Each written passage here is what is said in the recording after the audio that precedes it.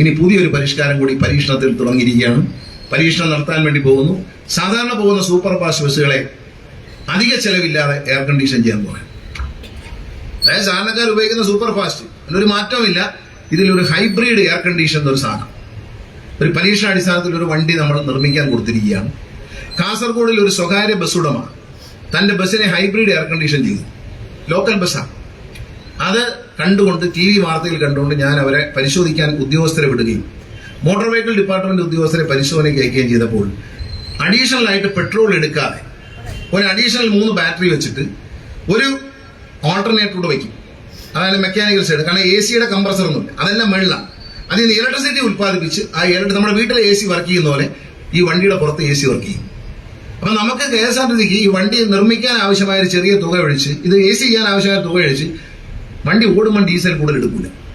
സാധാരണ കാർ ഓടിച്ചാലും വണ്ടി ഓടിച്ചാലും AC ഇടുമ്പോൾ കൂടുതൽ ഡീസൽ എടുക്കും.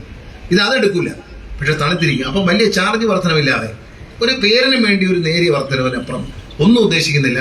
ഒരു ബസ് KSRTC നിലവിലുള്ള ഒരു സൂപ്പർ ഫാസ്റ്റ് AC ഞാൻ കൊടുത്തിരിക്കും. അത് AC ചെയ്ത് വന്നു കഴിഞ്ഞാൽ നിലവിലുള്ള നല്ല കണ്ടീഷനുള്ള ഒരു 10-40 ബസ്സുകളെ എയർ കണ്ടീഷൻ ചെയ്യും. അതേ ടെക്നോളജി വിജയിച്ച് അത് വന്ന് വിജയിച്ചു എന്ന് കണ്ടാൽ ഉടൻ ഒരു 10-40 വണ്ടി AC കുറഞ്ഞ പൈസയ്ക്കാണ് ചെയ്യുന്നത്. ചെറിയ പൈസയാവുള്ളൂ, വളരെ ചെറിയ പൈസ.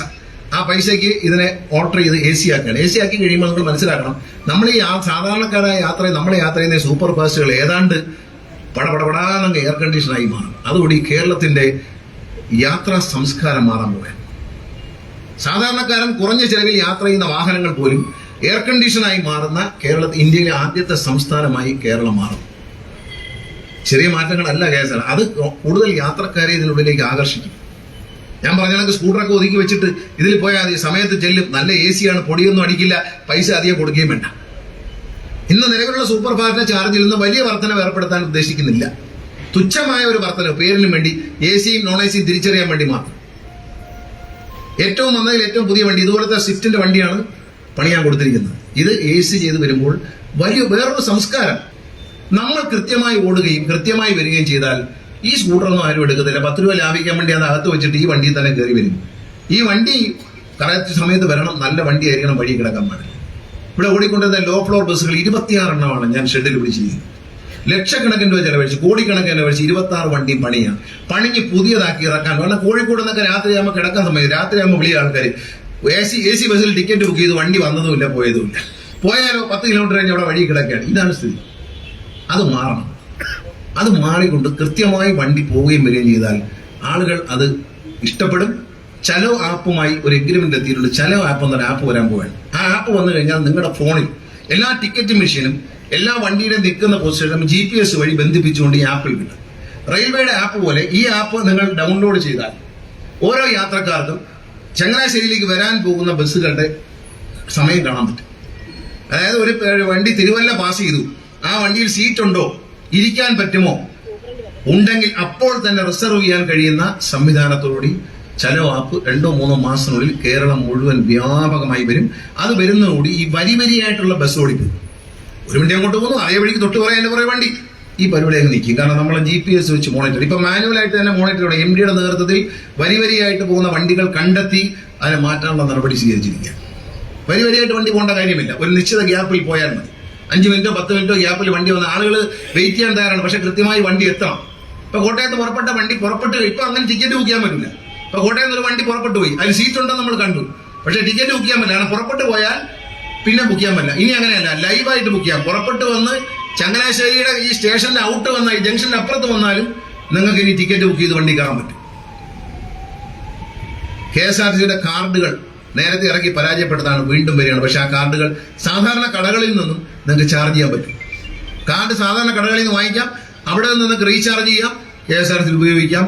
1 ലക്ഷം കാർഡുകൾ ഇറക്കാൻ വേണം. പുതിയ അതിന്റെ കാര്യം വെച്ചാൽ KSRTC വിൽക്കാനൊരു സാധനം, KSRTCക്ക് നേരത്തെ പൈസ കിട്ടാനൊരു മാർഗം. KSRTCയുടെ ഒരു പ്രോഡക്റ്റ് കടയിൽ വിൽക്കുമ്പോൾ വ്യാപാരിക്ക് കിട്ടുന്ന ഒരു ശതമാനം ലാഭം, ഇതാണ് ഉദ്ദേശിക്കുന്നത്. ഇത് വിൽക്കുമ്പോൾ വ്യാപാരിക്ക് ഒരു ലാഭം കിട്ടും. ആ വ്യാപാരിക്ക് വിൽക്കാൻ ഒരു പുതിയ സാധനവും KSRTC ഒരു പുതിയ പ്രോഡക്റ്റ് കൂടി വിറ്റുകൊണ്ട് പണം ഉണ്ടാക്കാൻ പോകാം.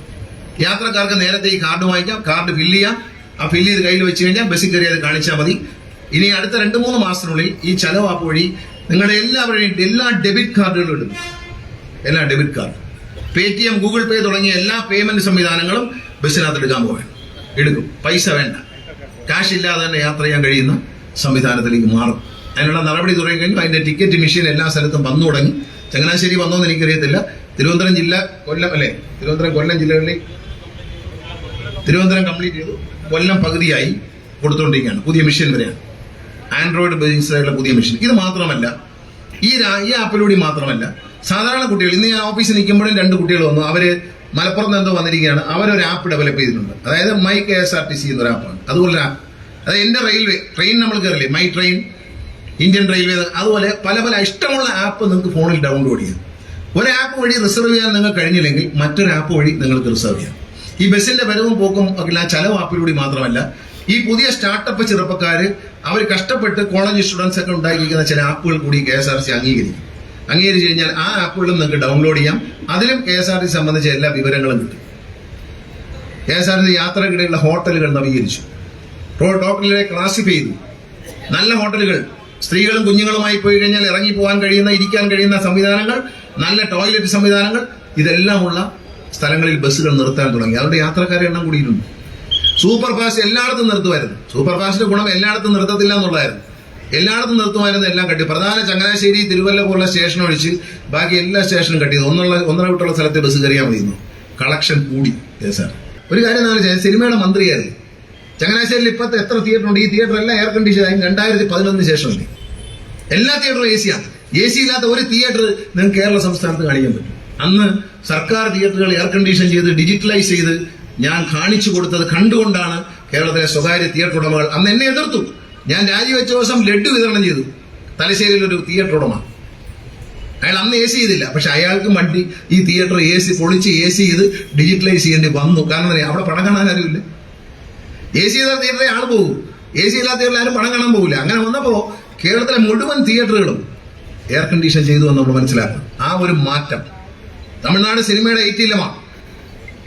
ബോംബെ, മഹാരാഷ്ട്രയിൽ പോയി നോക്കൂ, ആന്ധ്രയിൽ പോയി നോക്കൂ, എയർ കണ്ടീഷൻ ചെയ്യാത്ത തിയേറ്ററുകളുണ്ട്. പക്ഷെ കേരളത്തിലെ ജനങ്ങൾ വ്യത്യസ്തരാണ്. അവർ എയർ കണ്ടീഷൻ തിയേറ്ററിലെ പണം കാണുകയുള്ളൂ. കേരളമാണ് എല്ലാ തിയേറ്ററും എയർ കണ്ടീഷൻ ചെയ്ത ഇന്ത്യയിലെ ഏക സംസ്ഥാനം എന്ന് നമ്മൾ പറയണം. സർക്കാർ ചെയ്ത് കാണിച്ചു കൊടുത്തു. ഇത് സർക്കാർ ചെയ്ത് കാണിക്കുമ്പോൾ, KSRTC ചെയ്ത് കാണിക്കുമ്പോൾ പ്രൈവറ്റ് ബസ്സുകളും എയർ കണ്ടീഷൻ ചെയ്യാൻ തുടങ്ങും. അങ്ങനെയാണ് മറ്റൊരു സംസ്കാരം, യാത്രയിൽ മറ്റൊരു സംസ്കാരം നമ്മൾ ഡെവലപ്പ് ചെയ്യും. KSRTC പുതിയ ബസ്സുകൾ ഏറ്റവും സൗകര്യമുള്ള ബസ്സുകളായിരിക്കും. ഇന്ന് ഇന്ത്യയിൽ നിർമ്മിക്കുന്ന ഏറ്റവും ആധുനിക ടെക്നോളജി ഉപയോഗിച്ചുള്ള പുതിയ ബസ്സുകൾ നമ്മൾ ഓർഡർ ചെയ്തിട്ടുണ്ട്. നല്ല മനോഹര സ്ലീപ്പർ ബസ് എന്നൊക്കെ പറഞ്ഞാൽ വേറെ ഏതോ ലോകത്ത് കിടക്കുകയാണെന്ന് തോന്നുന്നതല്ല. സ്ലീപ്പർ ബസ് അല്ല, അഡ്ജസ്റ്റ്മെന്റ് പരിപാടിയൊന്നുമില്ല. ഏറ്റവും നല്ല സാധനമാണ്. KSRTC അതിന്റെ ഉയർച്ചയുടെ പാതയിലാണ്.